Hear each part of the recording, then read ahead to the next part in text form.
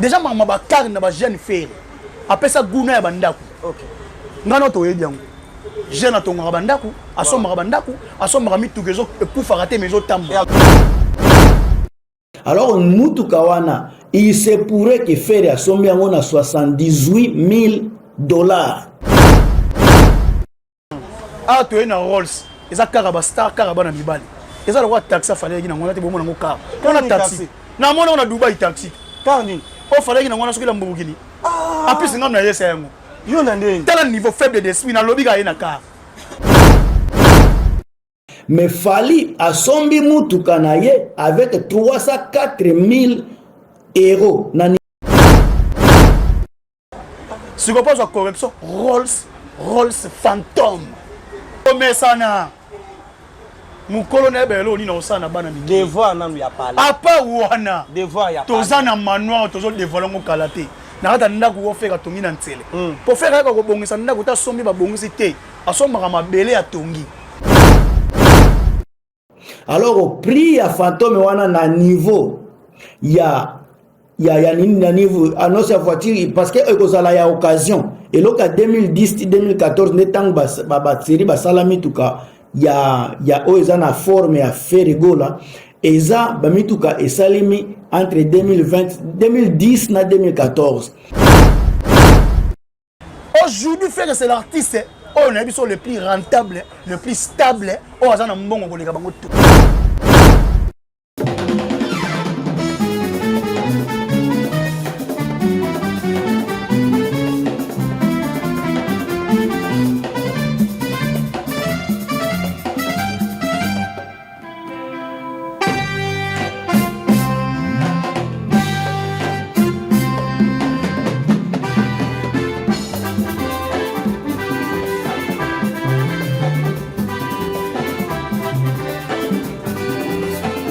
Salut à vous tous, nos très chers internautes, les abonnés de Mosakoli Chako Télévision. Eu le plaisir de savoir que vous êtes à Abisso partout dans le monde. Bonjour, bonsoir, ça dépend de l'heure laquelle que vous nous regardez, que vous suivez cette belle émission Faits sociaux, toujours présentée par Georges Chimba, Miss Girl, artiste. Premièrement, je dirais un grand merci et puis dédicace à les boss, le numéro 1 de Mosakoli Chako Télévision, le pasteur Michel Chako et toute la famille Mama Gili. Je vous salue là où vous êtes. Merci, un grand merci aussi à mon partenaire privé Yarobi Visor Aigle. Un grand merci à le boss Malou Orge congolaise. Un grand merci aussi à Papa Franck Boukassa de la fondation Ismaël Franck Boukassa. Alors, bayangai mulobeli yamboka ye lisusu botuna ngai nini na lisusu na version mususu ya koyeba to site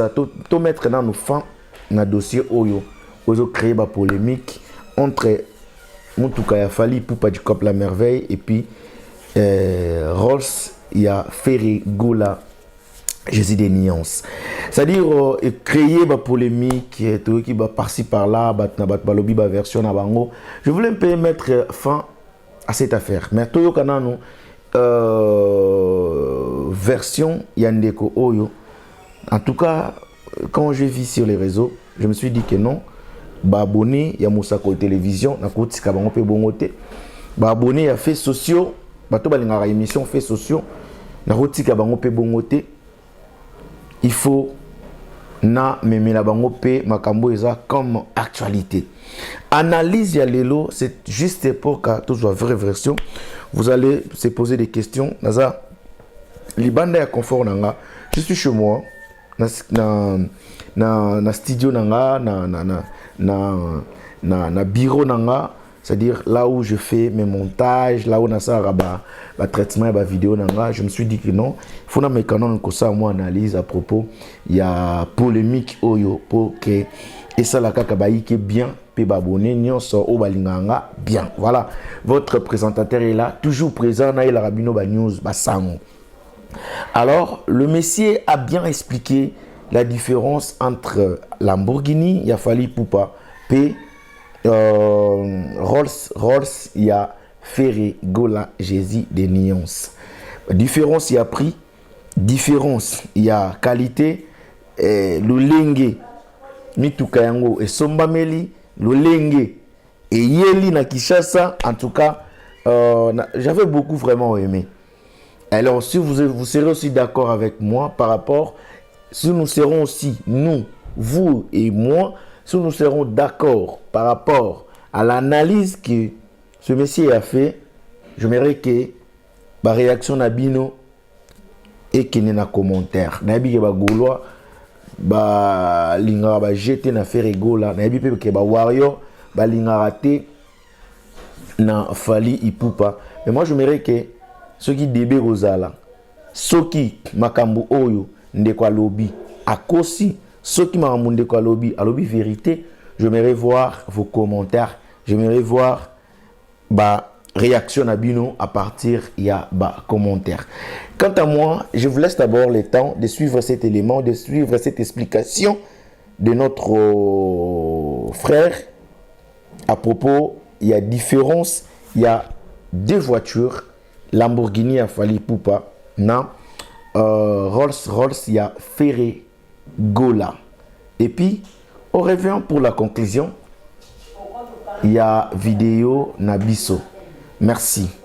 À très bientôt. Bawario Kotoyo, Biso Tozana Lamborghini, Iris. Côté Moussousou Bagoloa pe Baolbi Bango Bazana Rolls Royce. Naza ko pese la bino vérité à demi tukawana. To moni na ba réseaux sociaux, mais naza ko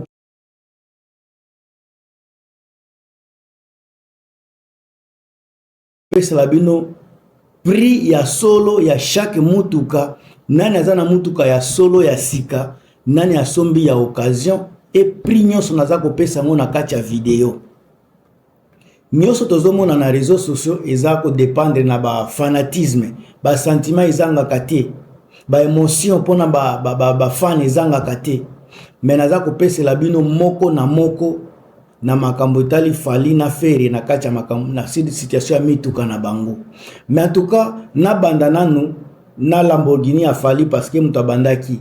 Alors Lamborghini ya Fally soki boke na réseaux sociaux eza parmi ba mituka oyo tout le monde azana posa zala nango lelo na kilelo. Eza qualité moko ya likolo. Prix officiel oyo Fally alobi ateke asombelaki eza 304 000 €. Na keko vérifier aucun maison wana, maison Lamborghini kombo ya Fally eza na kati ya batu oyo basombi Lamborghini Iris ya 2025. Mutuka ya Fally ya 2025 ya solo akosa kite. Bota la pende esika sombeli mindele baza kotia fleur wana. Fleur wana bachaka na mituka nyonso ya sika. Ere baza kosomba. Ngape naza na mwa ya ngai tangu na kende kosomba mituka soki eza ya sika. Onanu ba sachet ezana ba kiti makambo nyonso.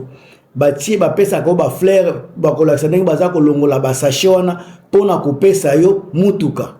Kilométrage oyo Fally azweli mutuka na ye ezana 12 km. Ba kilométrage misusu wana ezalaka nini ya komeka mutuka, komeka ba option nyonso soki eza kotambola vie avant ba délivrer mutuka. Total ya kilométrage oyo Fally azweli ezaka na 12 kikutu eza 11 quelque chose na tie na 12 km. Donc eza pempa neuf ya sika vraiment oyo Fally asombi. Alors na niveau ya États-Unis ekutaka environ $258 000 na version hybrid oyo hybrid oza ya rechargeable. Soki oza na modèle SE sika ya Fally nazoyeba te soki eza premium premier ou bien eza hybrid full ou bien eza semi hybrid ou bien eza électronique. Nyoso misa tona ezomona na te mais prix ya hybrid eza 258 000. Soki oke na nini na électrique ezokende na 300 000.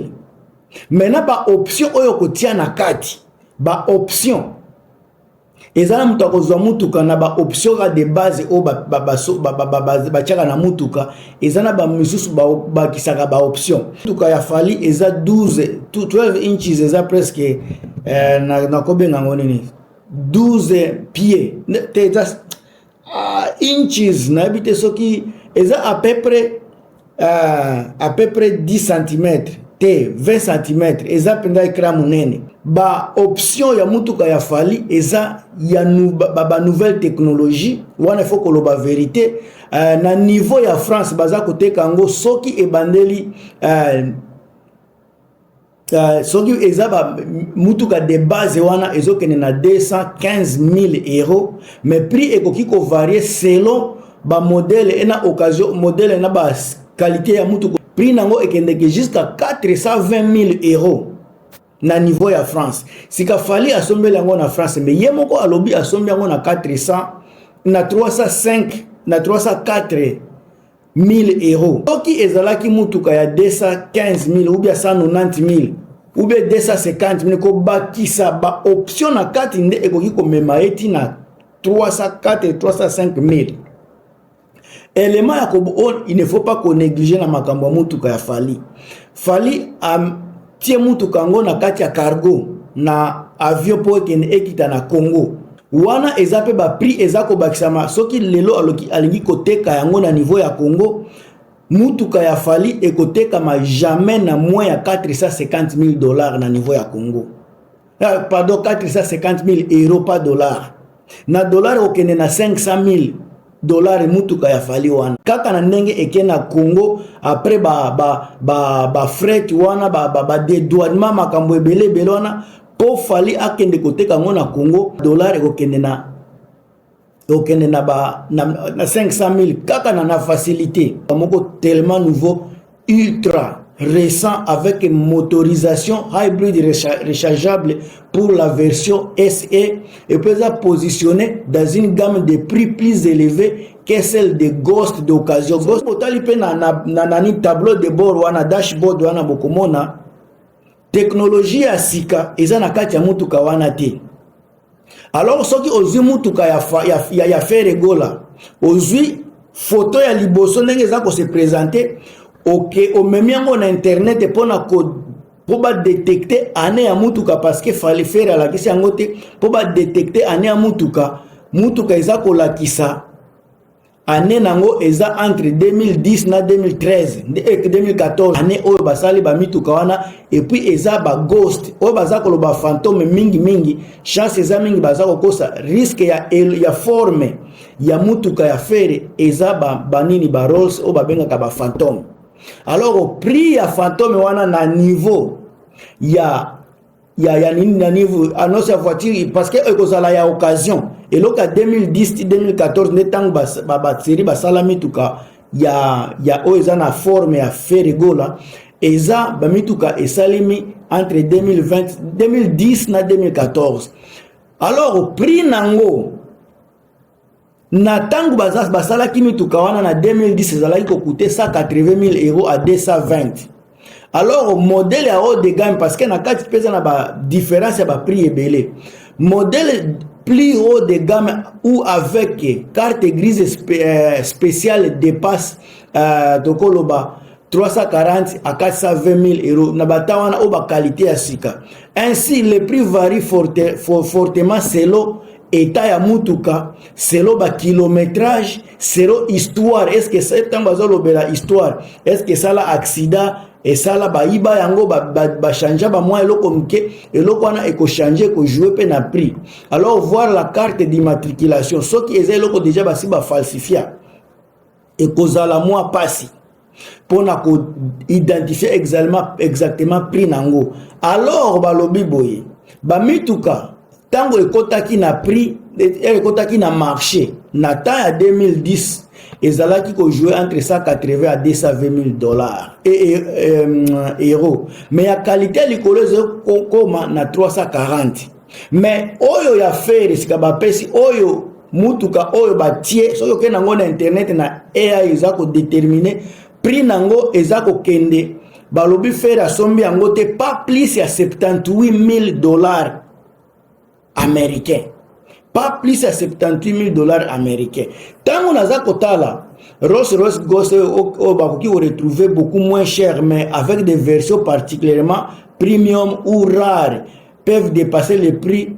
Il y a Rolls Oyo, eza na premium o eza ba customer de o ba sala ki yango vraiment avec beaucoup de pression juste pour na kotia ba biloko ya qualité ya sika na kati soki ba renouveler yango ekoki koleka prix ya Iris mais na ndenge ya otomoni nini kazaka deja nini karakasi ya mutuka ya fere eza lisusu ya na étape ya niveau ya nouveauté na kati ele baza kolakisa na kati ba équipement o eza na kati eza kolakisa luxe lisusu te ba luxe oyo eza na kati eza luxe ba 2010 eza luxe ya 2025 te alors mutuka wana il se pourrait que fere asombi yango na $78,000 même pas euros, $78,000. Mais Fali a sombi mutuka na ye avec 304,000 euros. Alors, je pense que vous avez bien suivi, vous avez suivi vraiment attentivement ces vidéos. La différence entre Lamborghini de Fally Ipupa et Rolls-Royce de Ferrego la Gézéliance. Si vous n'êtes pas d'accord, parce que vous n'êtes pas obligé aussi, vous n'êtes pas obligé aussi d'accepter les propos de ce monsieur. Vous n'êtes pas obligé aussi de croire de tout ce qu'il a dit. Mais au moins, si vous avez des réactions, si vous avez des commentaires à faire, à vous les claviers, très chers abonnés, à vous les claviers, les amoureux de l'émission Faits Sociaux. En tout cas, moi je vous prends en congé. Merci d'être connecté sur Moussa Kolchako Télévision.